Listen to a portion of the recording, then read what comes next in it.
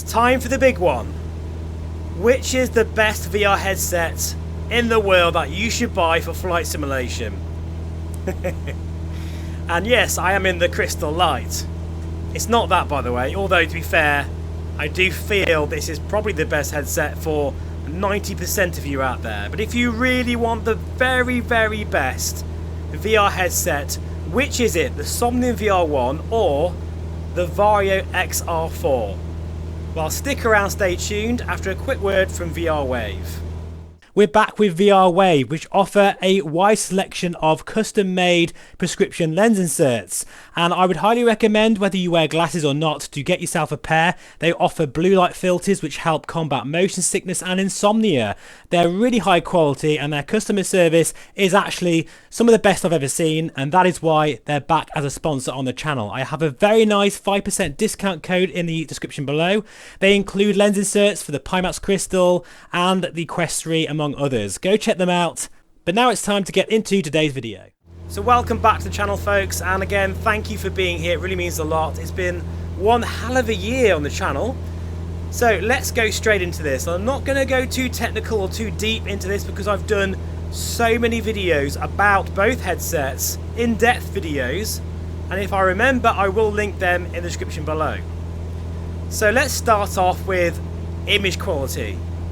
So the VR1 has aspheric lenses, as does the XR4, but I do feel that the Somnium VR1 has slightly better lenses in terms of the eye box or sweet spot. There's not a huge amount in it, to be fair, and actually the XR4 is definitely a lot better than the, say, the Varjo Aero and the XR3.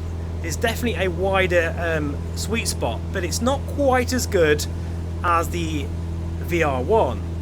Also, in terms of the display clarity, this is where it gets quite interesting, or I think it is, if you're a geek like me anyway, because doing this right now at 35 ppd, actually the Somnium VR1 is sharper than the XR4 at similar ppd levels. Now that's mainly due to the NVIDIA sharpening algorithms that the Somnium team have natively integrated into the software. If that makes sense. Bit of a mouthful that, but you know what I mean. Basically, the NVIDIA sharpening that we know and love in the 2D world, they've managed to get it working really well in VR. And I mean, way better than you'd ever imagine. I mean, literally, it's like Alma lens, but on steroids. And it makes a massive difference. It makes everything so much sharper. And when you put anything else on, whether it's the Crystal, Aero, or XR4, everything just looks a little bit softer in the image. So, for where it counts, the VR1 is sharper at this point in time.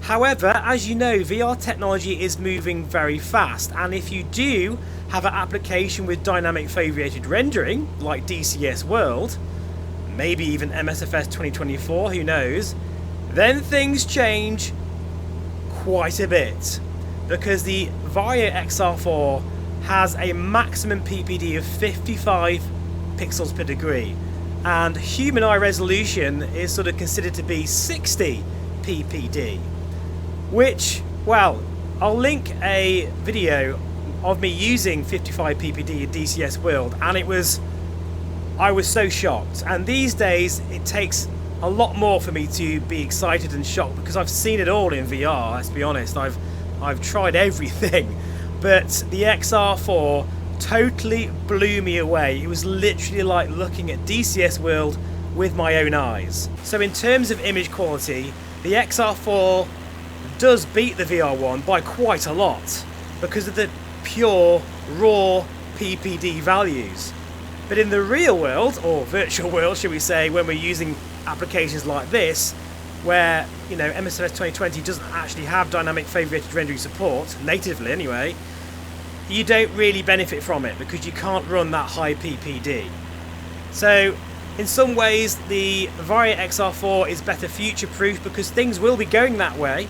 You know, the Pimax Super is going to have 50 ppd as well. So it's kind of like, if you want the absolute best, sharpest VR headset out there, and you want to make sure that you have the sharpest headset for at least a while yet, it is the XR4, and that's why it is the price it is, or one of the reasons anyway. Now, things like brightness, I feel they're quite similar at 200 nits.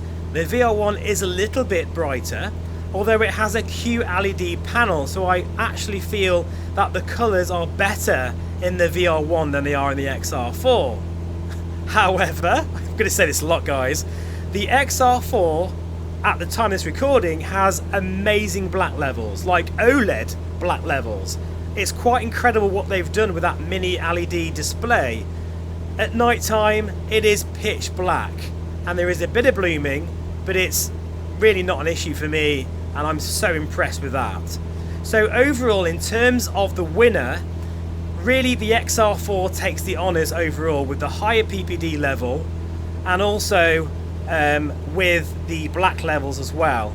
But I think in some ways the VR1 wins for most of us, because 35 PPD is plenty, and with the better colours and the slightly better sweet spot and slightly better brightness, I think the VR1 is very close, very, very close second.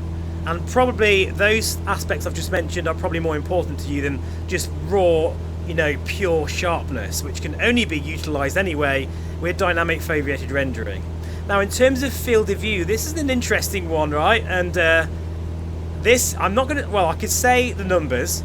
My numbers with the XR4 is 115 horizontal and was it 102, 103 vertical.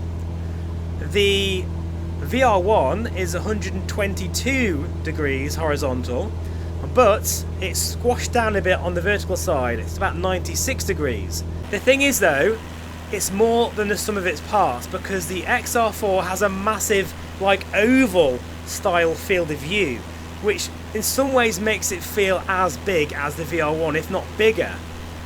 And if I had to pick, I think I actually prefer the field of view over the XR4. And R2O, you're going to hate me saying this, because I know the VR1, that's one of its big party pieces, but I do feel the XR4 has a fantastic field of view. The only thing is that it does start to distort on the edges if you really go crazy and get it right close to your eyes.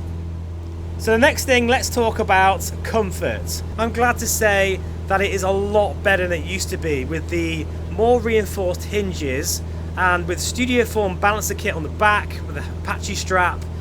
It is much better than it used to be. However, physics are physics. At the end of the day, the way that the dual aspheric lens design sticks out of your head, well, it's a lot further away from, your forehead. So you're going to feel that weight. Just like if you had a bucket of water and you kind of held it like this, that would be quite hard to sustain that before it get really uncomfortable. You'd feel it on your back.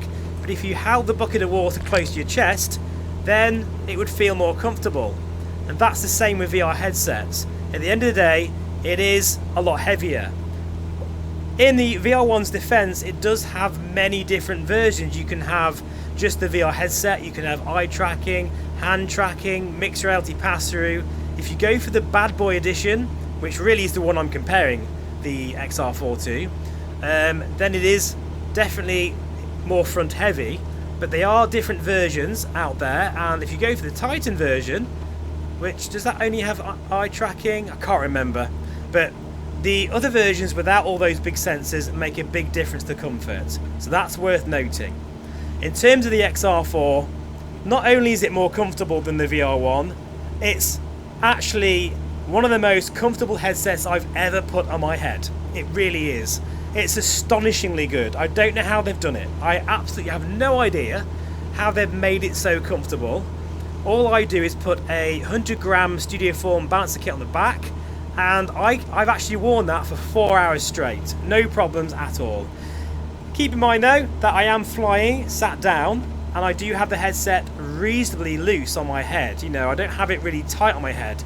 So if you're playing first-person shooter games, then you might find that with it tighter on your head, it's not quite as comfortable. But for flight simulation, what this channel's all about, it's just so comfortable, and it definitely beats the VR1. Now, in terms of software, well, this is really an interesting one as well. I keep saying that, but it is. This is an interesting video, I hope. Is the fact that both headsets have really good software support. The Varjo based software is one of the best in the business. It's industry leading, and it's the same software that is used to train their pilots, you know, like the Air Force, like Finnish Air Force, Lockheed Martin. I've said this loads of times. It's also the same software that's used to design cars. It's commercial grade, pro grade. So it really is very, very good.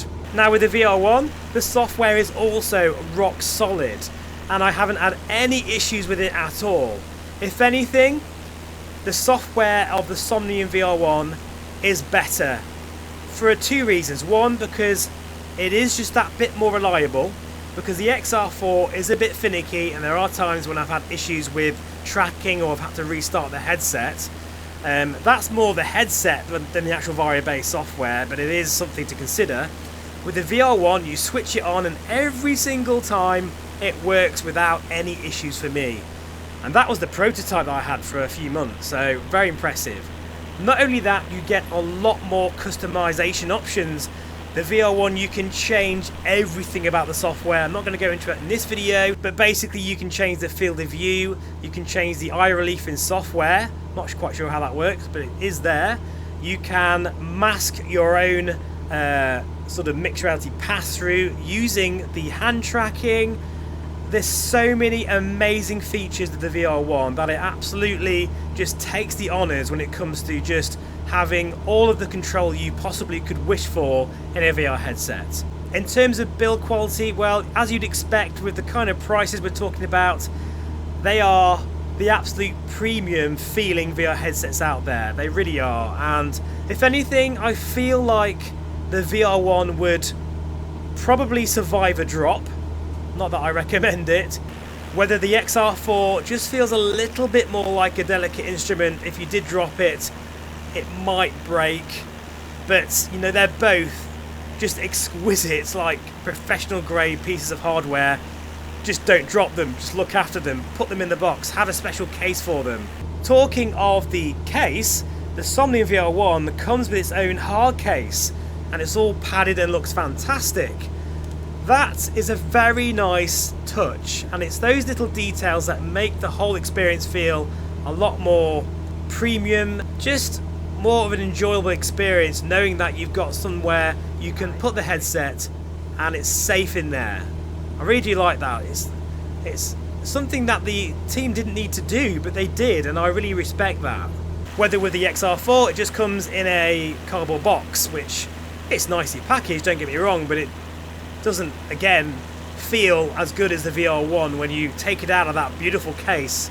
It feels more like an event. And of course, it helps protect it as well. In terms of performance, well, this is a bit of a tricky one, because if I think about the 35 ppd in MSFS, then I would say that the VR1 has better performance. A lot of that is down to the fact that you're not going to see the full rendered field of view, but you can take that back to whatever value that you can see, and that is a crucial feature of the VR1 that really gives you frames back. And if you take the resolution down a little bit, only say by 10 to 15%, run it about 85%, it still looks super sharp, and you can get about 45 frames per second locked in some areas, or most areas of MSFS. Probably not New York. You're probably looking at around 30-35 with an RTX 4090. That's right, folks. These demand the best graphics cards that you can get your hands on. Now with the XR4, even though it doesn't perform as well because you can't cool the field of view down, they have a better, in my opinion, dynamic FOVEATED rendering algorithm. Now what that means is say in DCS world, with a 4090, you can get really good frame rate, about 75-80 frames per second at 55 ppd. So in some ways the XR4 has the better performance, but only if the application can support the headset. If that makes sense. Right, let's now talk about pass-through. They both have high resolution colour mixed reality pass-through. The XR4 has, I believe, dual 20 megapixel cameras, or is it one? I can't remember. But I know the VR1 has two 12 megapixel cameras. So you would think that the XR4 has the better image quality. That's not the case. And that's, I think, down to the sensor not letting enough light in. The VR1 has much better sensors for light, and it can cope much better with low light as well. But when you have natural light coming through like today, the image is better in the VR1. It's sharper, it's more colour, there's better depth. It just looks much better than the XR4, which is a bit embarrassing for Varjo, because really one of their big party pieces of the XR4 was the sort of, you know, the idea that you could get mixed reality pass-through which was almost indistinguishable from real life. Well, it's nothing like that at all, guys. I will say though that there are some software updates planned. I haven't tried them yet at the time of recording. If I have, I'll put a little thing on the screen now. But it's supposed to make it better. But at the end of the day, the VR1, I feel, has the better pass-through, especially when you consider that you can mask your own cockpit in real time in the software. Very, very cool.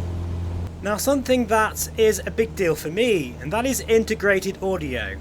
I adore the Crystal Light for having really good off-ear audio, as do I the Reaver G2, and Valve Index, really, for that matter. Just audio for me is such an important factor, and unfortunately the Somnium VR1 doesn't have any solution for integrated audio. You're going to have some earbuds or some headphones, which will maybe increase the weight, or maybe it'll help balance the headset, I'm not sure, but either way it's an extra bit of faff that you're going to have to deal with. With the XR4, it does have integrated spatial audio. It's okay. I was a little bit too harsh about the audio on my initial review, I think because I was expecting a lot more from Varjo. It's piped through the strap, but it doesn't sound anywhere near as good as, say, a Quest 3. I think it's probably on par with, well, probably slightly lower than the Quest 2. Probably more tinnier, if that makes sense. It's a shame, and I hope over time they might be able to update the audio in the software, because that can be done. But at the end of the day, at least it does have integrated audio, and I do find that I'm using it more and more. But both solutions, of course, aren't ideal, and the best way to enjoy integrated audio, well, it's the DMAS speakers of the Crystal Light. I just wish that was a standard for VR headsets moving forward. It's also worth noting that the Somnium VR1 is open sourced in nature. You can create your own 3D parts, you can get into those sensors, it's all open for you to look at the data and do anything you want with the headset. So there's a lot more possibilities with the VR1, not just as a flight sim headset, but you can do all kinds of things with that headset. It's got a lot more flexibility. It can do a lot more things, so that's worth noting as well. Whether the Varjo XR4, well, I guess if you contacted Varjo you could get some support from them, but overall it's more of a closed platform, so you know it is more limited.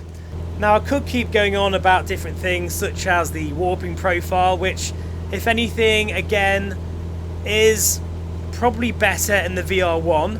I do feel the XR4 has a bit of warping on the top and bottom, but then the VR1 still has a bit of warping as well, and that's just down to aspheric lenses. There are some trade-offs, but at the end of the day I'm gonna not keep talking about the comparisons because I could literally be talking for absolutely forever. I do have loads and loads of videos of both headsets on the channel, but there really is only one winner, and that is the Somnium VR1, especially when you consider the price of the two headsets. Like the XR4 standard edition is well over £5,000, and I believe the bad boy edition before taxes, is it around £3,500? Can't remember. I put on the screen now exactly what it is. But as you can see, there's a massive difference in price, but there's also not a massive difference in the features you get. However, it's one of those things that if you really want the best sharpness, you're just bothered about the absolute sharpness and you're looking at perhaps using it in DCS world, then the XR4 is probably the better headset, but you have to pay a lot more for it. So the next thing I'm going to talk about is tracking. So the XR4 does have a Steam VR faceplate version, but that's about $1,000 more or something crazy. If you do opt for that, then it will be as good as the tracking on the VR1. So that's basically that. If you do opt for the inside-out tracking version, which is the one that I tend to use, the tracking in the XR4, while it's got better, and overall I don't have too many issues with it, it is very picky and it's not great. It reminds me of a Reverb G1. Very similar in terms of its tracking. It just sometimes doesn't work very well. So there we are, folks. I think at the end of the day, the Somnium VR1 is the current best VR headset for flight simulation for the consumer market, especially if you're looking at using it for MSFS 2020, because you can't really enjoy the 50 ppd panel without true native dynamic foveated rendering. Now, of course, we've got the Crystal Super coming around the corner, and I will be showing that on the channel soon. So I wonder really whether you should wait for that review first, because that could be a market disruptor, or it could completely fall on its ass and be really, really bad and an absolute disaster. I don't know, but I'll tell you either way once I get my unit. So I hope you enjoyed that video. Thank you so much for watching.